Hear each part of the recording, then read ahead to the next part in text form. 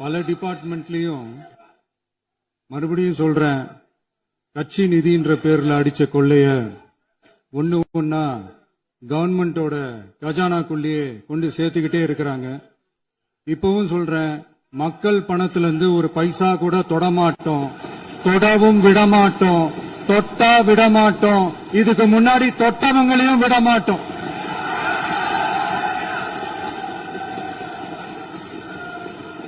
ஒவ்வொரு ஊழலா வெளியில வரும் போலே, ஒவ்வொரு வேஷமா கலைஞ்சிரும் போல இங்க இருக்கிற நிறைய பேரு நடுங்கி போய் இதுல நம்ம மேல அவதூறு வேற. இப்ப புதுசா ஒரு வெப்பன் ஒண்ணு கொண்டு வந்திருக்காங்க. அது என்ன தெரியுமா? அவங்க தயவால தான் நம்ம ஆட்சி நடக்குதாம். மக்கள் தயவால இந்த ஆட்சி நடந்துகிட்டு இருக்கு. மனசாட்சி உள்ள சக்திகளோட ஆதரவால இந்த ஆட்சி நடந்துகிட்டு இருக்கு. நாங்க தான் அனுப்பி வச்சோம் அப்படின்றாங்களே. அனுப்பி வச்சவங்களுக்கு மினிஸ்ட்ரியில இடம் கொடுத்தா ஏன் கதறீங்க? ஏன் இவ்வளவு கோவம்? ஏன் இவ்வளவு கதறல்ஸ்? இதுல இன்னொரு முக்கியமான விஷயம், மார்க்சிஸ்ட் கம்யூனிஸ்ட் கட்சி நமக்கு ஆதரவு கொடுத்தது சுயேட்சையா எடுத்த முடிவுன்னு சொல்றாங்க. அதே மாதிரி இந்திய கம்யூனிஸ்ட் கட்சி நமக்கு ஆதரவு கொடுத்தது சுயேட்சையா எடுத்த முடிவுன்னு சொல்றாங்க. இதுல எங்க இருந்து நாங்க தான் அனுப்பி வச்சோம்னா புரியல. மக்களுக்கு நல்லா புரியும், எல்லாத்தையும் தெளிவா பார்த்துக்கிட்டு இருக்கிறாங்க.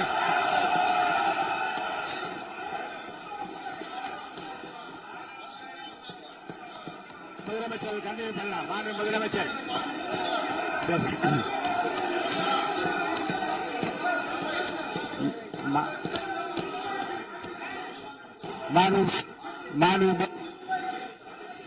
முதலமைச்சர் கண்டினியூ பண்ணலாம்.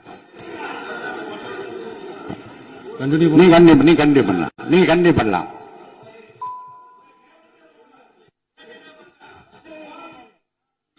இந்த சமூக நீதி அரசுன்னு சொல்றவங்களை பார்த்து கேட்கிறேன், நம்ம பட்டியலின சகோதரர்களுக்கு எத்தனை அமைச்சர் பதவி கொடுத்தீங்கன்னு கொஞ்சம் சொல்ல முடியுமா? ஆனா நம்மளுடைய அரசுல 8 அமைச்சர் பதவிகள் யாருக்கு? நம்ம பட்டியலின சகோதரர்களுக்கு. எல்லாம் நம்ம அண்ணன், நம்ம தம்பி, நம்ம தங்கச்சிங்க. அண்ணல் அம்பேத்கர் அவர்களுடைய கிட்டத்தட்ட 100 ஆண்டு கால கனவு இப்ப நிறைவேறி இருக்கு. நான் ஏன் கொஞ்சம் சவுண்டா பேசுறேன் அப்படின்னா அவங்களுக்கு கேட்கணும்ன்றதுக்காக, தப்பா எடுத்துக்காது. அதே மாதிரி பெண்களோட பாதுகாவலர் நாங்க தான் அப்படின்னு சொல்லிக்கிறவங்களை கேட்கிறேன், எத்தனை பெண்களுக்கு அமைச்சர் பதவியில இடம் கொடுத்தீங்க கொஞ்சம் சொல்ல முடியுமா? எங்க அரசுல 4 சகோதரிகளுக்கு அமைச்சர் பதவி கொடுத்திருக்கிறோம்.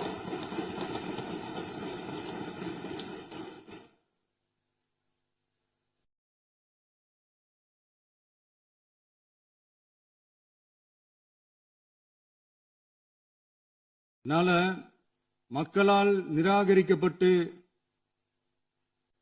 மக்களால் அகற்றப்பட்டவங்களுக்கு ஒண்ணு சொல்லிக்கிறோம், தப்பே செய்ய மாட்டோம், ஊழலே செய்ய மாட்டோம், நேர்மையா தான் இருப்போம், நியாயமா தான் இருப்போம் அப்படின்னு சொல்றவங்களால மட்டும்தான் கூட்டணி ஆட்சி அமைக்க முன்வரும்.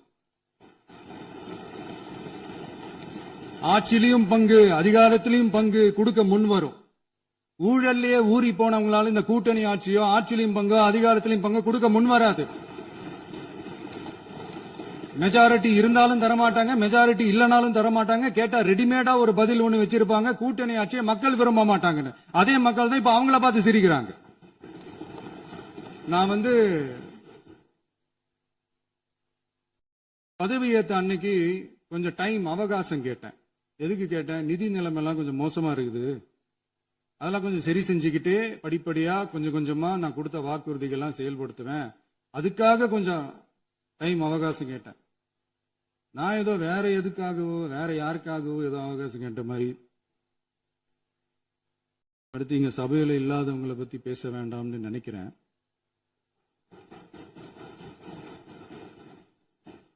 இங்க நம்மளை பத்தி அவதூறு பரப்புறதோட மட்டும் இல்லாம இப்ப நம்ம மக்கள் மேலேயும் அவதூறு பரப்ப ஆரம்பிச்சுட்டாங்க.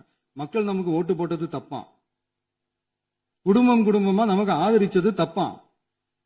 இது இப்ப இல்ல, நான் சொல்றது எம்ஜிஆர் அவர்கள் காலத்திலிருந்தே. அப்பவே அவர் ஜெயிச்சப்போ அதே மக்களை தப்பு தப்பா பேசுறது.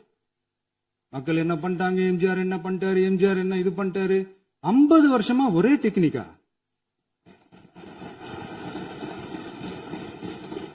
டெக்னாலஜி எல்லாம் மாறி வேற எங்கேயோ போயிட்டு இருக்கு பஸ். இதுல கொஞ்சம் டெக்னிக்காச்சும் கொஞ்சம் மாத்தினா கொஞ்சம் நல்லா இருக்கும். அதனால மக்களுக்கு யூஸ்ஃபுல்லா இருக்கிற மாதிரி இந்த ஆக்கப்பூர்வமான கருத்துக்களோ ஆக்கப்பூர்வமான யோசனைகளோ இருந்தா சொல்லுங்க.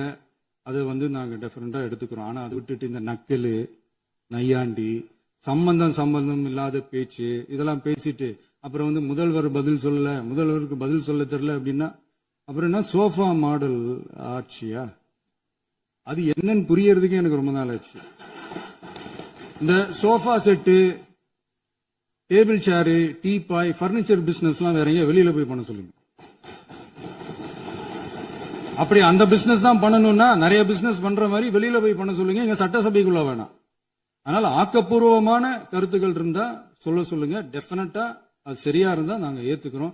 எனக்கு ஒரு குட்டி கதை ஒண்ணு ஞாபகம் வருது, சொல்லாமா? ஒரு ஊர்ல ஒரு பெரியவர் வெயில் ரொம்ப ஜாஸ்தியா இருக்குன்னு சொல்லிட்டு கண்ணுக்கு மேல கை வச்சுக்கிட்டு இப்படி சுத்தி முத்தி தேடிக்கிட்டு இருந்தாராம். அப்ப கூட இருந்த ஒரு சின்ன பையன் என்ன தேடுறீங்க அப்படின்னு கேட்டானா. அதுக்கு அந்த பெரியவர் சொன்னாரா, அது ஒண்ணு இல்ல தம்பி,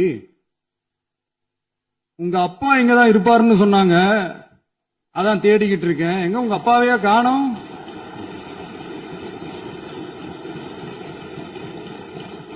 இல்ல அந்த எங்களுக்கும் நக்கலா நையாண்டியா சம்பந்தம் இல்லாத குட்டி கதை இதெல்லாம் எங்களுக்கும் பேச தெரியும். அந்த கதையில பெரியவர் அப்படி சொன்னாராம், தப்பா எடுத்துக்காதீங்க. அந்த கதையில பெரியவர் அப்படி கேட்டாராம். அதனால யாரும் இங்க டென்ஷன் ஆக வேணாம். அதனால இன்னொரு இந்த என்னுடைய உரையை முடிக்கிறதுக்கு முன்னாடி போயிட்டாங்க, பேசலாமா? உங்க கருத்துக்களை நீங்க முழுமையாக மன நிறைவோடு பேசலாம். டிவில சரி. அதான் 5 நிமிஷம் பேசுனதுக்கே கொலத்தூரி இந்த ஆட்டம் அடிச்சு பேசுனா அப்புறம் என்ன பண்றது? கடைசியா நான் இந்த உரையை முடிக்கிறதுக்கு முன்னாடி ஒரு முக்கியமான ஒரு விஷயம் பத்தி சொல்லணும். ஆளுநர் உரை அன்னைக்கு இந்த தமிழ் தாய் வாழ்த்துக்கு அப்புறம் தேசிய கீதம் பாடினது தப்பு, தேசிய கீதம் 2 முறை பாடினது தப்பு, அப்படி ஒரு நிகழ்வு இதுக்கு முன்னாடி இந்த சட்டசபையில நடந்ததே கிடையாது, அந்த மரபே மாத்திட்டீங்க, இப்படி ஒரு பெரிய ஒரு போர் மாதிரி எதிர்கட்சியை சார்ந்தவங்க எல்லாம் சொன்னாங்க இல்லையா?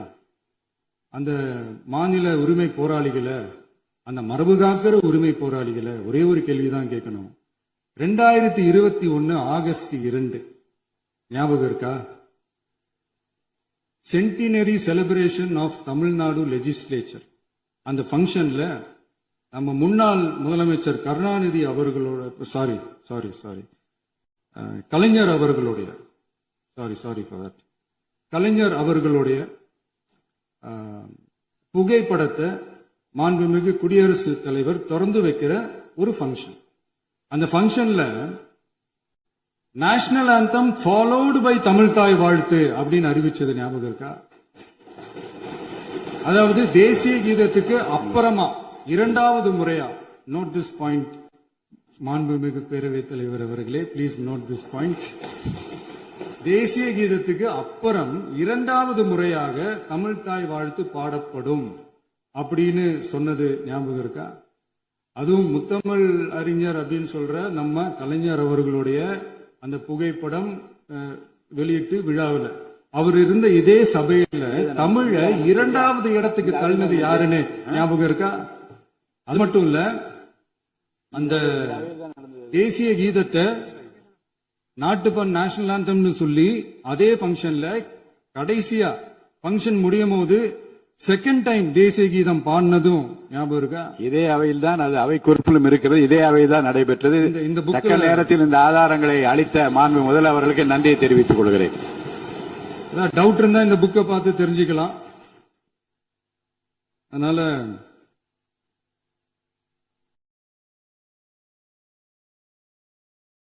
கேட்டா என்ன சொல்லுவாங்கன்னா, அது ஜனாதிபதி கலந்துகிட்ட ஃபங்க்ஷன், அதெல்லாம் அப்படிதான், அதெல்லாம் கண்டுக்க கூடாது அப்படின்னு சொல்லுவாங்க. இதே மாதிரிதான் பேசுறது ஒண்ணு, செய்யறது ஒண்ணு, செய்யறது ஒண்ணு, பேசுறது ஒண்ணு. இதெல்லாம் மக்கள் பார்த்துக்கிட்டு இருக்காங்க. எலெக்ஷனுக்கு முன்னாடி தான் அப்படி செஞ்சுக்கிட்டு இருந்தாங்க. இப்ப எலெக்ஷனுக்கு அப்புறம் அதே தான் செய்யறாங்க. இந்த விஜயையும் சாமானியர்களின் உண்மையான சமூக நீதி அரசையும் அவமானப்படுத்துறதுக்கு தான் அவங்களோட அந்த பொலிட்டிக்கல் சீனியாரிட்டி அது பயன்படுத்துது போல. சரி, செய்யட்டும் செய்யட்டும், நல்லா செய்யட்டும். இப்போ ஆனாலும் நம்மளுடைய மாநில உரிமை, மொழி உரிமை, உத்தம உத்தரர் போல வேஷம் போடுற எதிர்கட்சிக்கு ஒன்றை மட்டும் ஆணித்தரமாக சொல்றோம். உங்களை மாதிரி தமிழ் தமிழ்னு சொல்லிக்கிட்டு, மொழி, பண்பாடு, கலாச்சாரம்னு சொல்லிக்கிட்டு ரெட்டை வேஷம் போடுறவங்க நாங்க கிடையாது.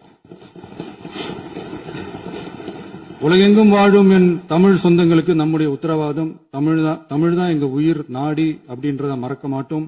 இப்பவும் சொல்றோம், மாநில உரிமையில எப்பவும் உறுதியா இருப்போம். அதே சமயத்துல அரசியல் வேற, ஒன்றிய மாநில அரசுகளுக்கு இடையே இருக்கிற நிர்வாக அணுகுமுறை வேற. இதுல நாங்க ரொம்ப தெளிவா இருக்கிறோம்.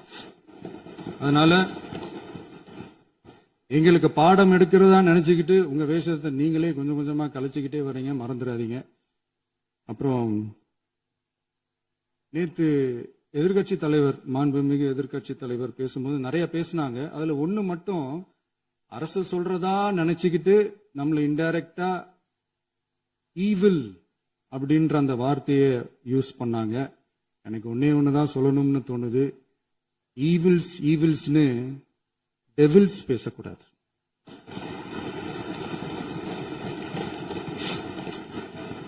அவங்க இருந்திருந்தா ஒரு ஆக்ஷன் பண்ணணும்னு எனக்கு தோணுச்சு. எல்லாரும் போயிட்டாங்க. பர்மிஷன் பண்ணலாமா? இப்பவும் பண்ணலாம், ஒண்ணும் தப்பு இல்ல.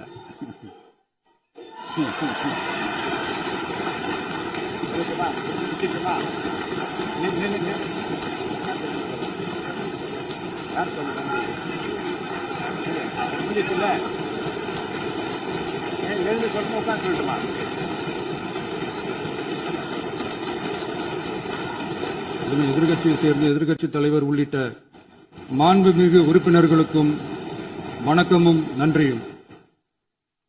பதிலுரை வழங்குற அதே நேரத்தில் நம்மள சட்டமன்ற உறுப்பினராக தேர்ந்தெடுத்த பெரம்பூர் தொகுதி மக்களுக்கு நம்மளோட நெஞ்சார்ந்த நன்றிகள். அதே மாதிரி ராஜினாமா பண்ணிட்டாலும் நம்மளை தேர்ந்தெடுத்த திருச்சி கிழக்கு மக்களுக்கும் இந்த மன்றத்தில் நம்மளோட நன்றியை